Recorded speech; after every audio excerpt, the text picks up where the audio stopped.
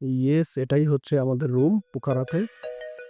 আর এই দিক দিয়ে হচ্ছে একদম ব্যালকনি দিয়ে মানে যা প্রত্যাশা করতেছিলাম ঠিক তার থেকে বেশি সুন্দর। আমি চেষ্টা করব এখানে একটা ড্রোন শ্যুট নেওয়ার, যদিও ড্রোন শ্যুট এখানে অ্যালাউ না, নো জিপিএস দেখাচ্ছে, but I will try my best. And লোকেশনটা, ও মাই গড, একদম মানে মনের মতো একটা লোকেশন।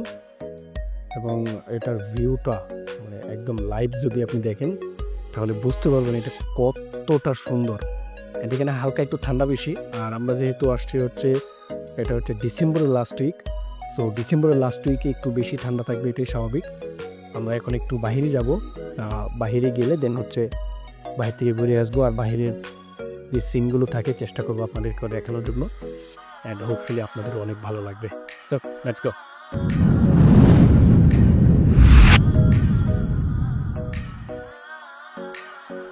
ব্যাপারটা হচ্ছে কি, এখানে সবগুলো রিসোর্ট হচ্ছে আপনার একদম পাহাড়ের চড়ায়।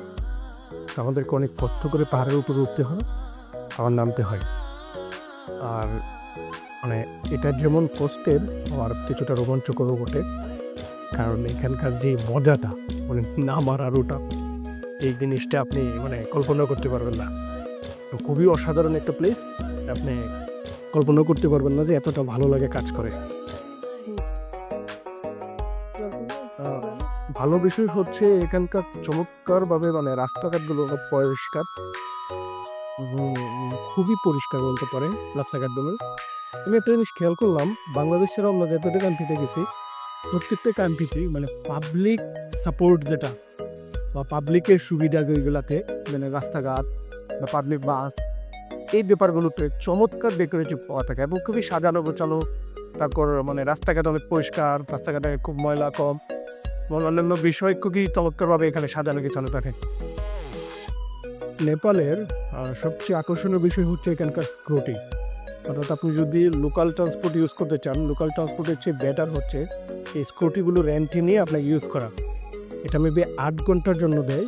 অ্যান্ড যদি আপনারা মানে এদিকে আশেপাশে সাইট সিন করতে চান তো লোকাল ট্রান্সপোর্টের তুলনায় আপনি স্কুটিগুলো নিতে পারেন, এখানে সবচেয়ে মানে সুইটেবল প্রাইসে পাওয়া যায়। তাই এখানে আপনি যখন স্কুটি রেন্টে নেবেন, স্কুটি বা বাইক যেটাই হোক, আপনি মানে ভাড়া ফিক্সড হওয়ার পরে দেন হচ্ছে আপনি এগুলো তো রেকর্ড করে নেবেন, ভিডিও রেকর্ড করে নেবেন, কোনো পেজ আসলে চিনা বা সব কিছু রেকর্ড করা তো দেন হচ্ছে গাড়ি স্টার্ট করবেন। পরবর্তীতে যখন স্কুটি রিটার্ন করতে আসবেন তখন হচ্ছে এই ব্যাপারগুলো আপনার খুব উপকারে আসবে। কারণ কোনো কারণে যদি তুমি স্কেচ থাকে সেক্ষেত্রে স্কেচগুলোকে মালিক চাইবে আপনার উপর প্যারেন্ট হিসেবে ধরিয়ে দেওয়া না। সো আমরা হচ্ছে অলরেডি একটা স্কুটি নিয়েছি এবং স্কুটি দিয়ে আমরা অনেকে যাওয়ার ট্রাই করবো। আর এখানকার স্কুটিগুলো তুলনামূলক হারে একটু ভালো, কারণ রাস্তায় যেহেতু কোনো রিক্সা নাই বা হুদাহুদি কোনো জ্যাম লাগানো নাই, সো রাস্তা স্মুথ। আর স্কুটিগুলো এই জন্য মানে খুব স্মুথলি চালানো যাচ্ছে।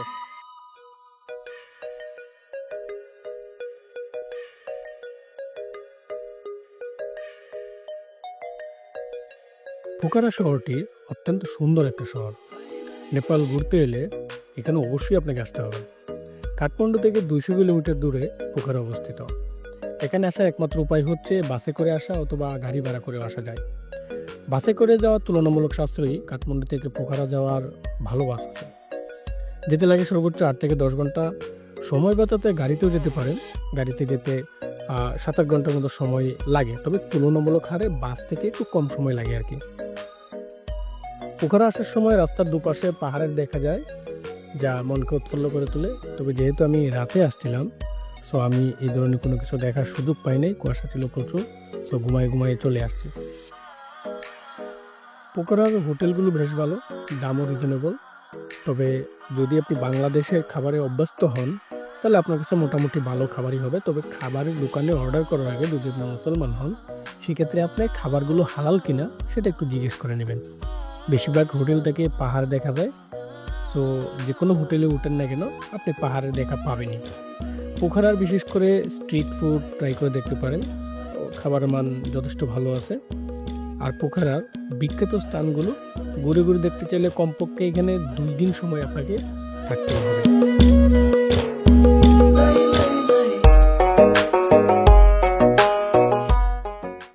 অনেকে এটা ভেবে থাকে যে মানে স্কুটি রেন্টে নিছি, সো ফুয়েল মনে হয় মালিকই দিবে, মানে ফুয়েল ফুল লোডেড থাকে না। ফুয়েল হচ্ছে আপনাদের দিতে হবে, অর্থাৎ স্কুটি নেওয়ার পরেই পরবর্তী কাজ হবে ফুয়েল লোড করা। আর ফুয়েল লোডের জন্য আমরা তো চলে আসছি এখানে, এটা পাম্পে। এই পাম্পে হচ্ছে ফুয়েল লোড করে নেবো আমাদেরটাকে। সারাদিনে কত টাকা লাগতে পারে? আর 2 লিটার দাম কত? 200, 300, তাহলে আমরা 300 টাকা নিচ্ছি। কতটা পরে যেটা থেকে যাবে ওটা আমরা মানে নিয়ে নিব।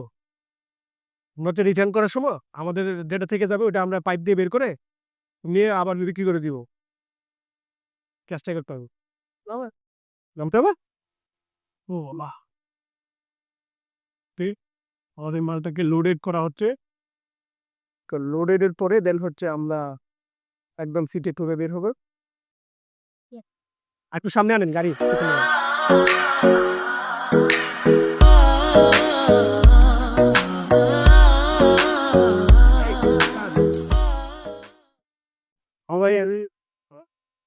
হ্যাঁ ভাই,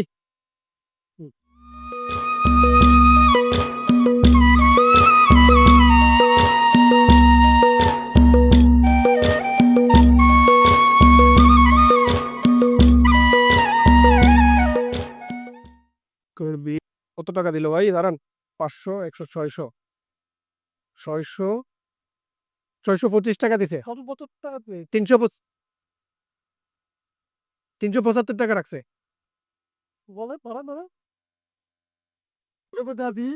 325। Okay, so here given इनसे आता है 25, 30, 40, 50. माँ आया नेंदा maybe 20, बतावा आम दे छु 50 रुपया देगा। No, কিন্তু তাই ওকে, ইটস ওকে।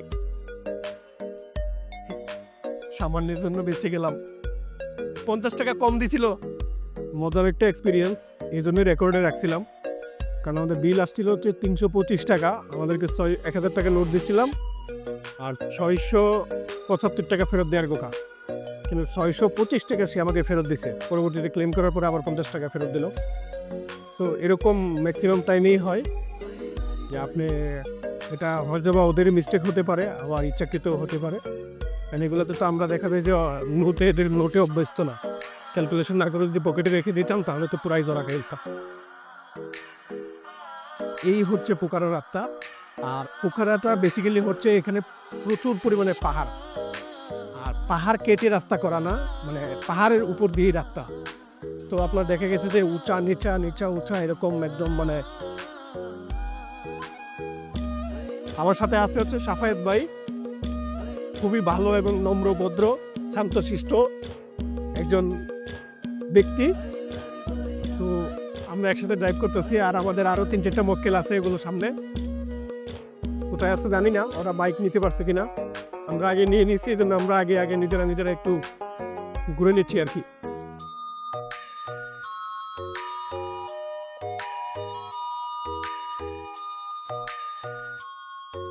আমরা এখন যাচ্ছি হচ্ছে ফেওয়া লেকে। প্রথম দিকে চিন্তা ভাবনা করছিলাম যে হেঁটেই যাব, বাট ভাবলাম সারাদিন তো চলতে হবে, হেঁটে হেঁটে গেলে আমাদের মানে টাইম ওয়েস্ট হয়ে যাবে অনেক বেশি। দ্যাটস ওয়াই আমরা স্কুটিটা নিয়ে নিলাম।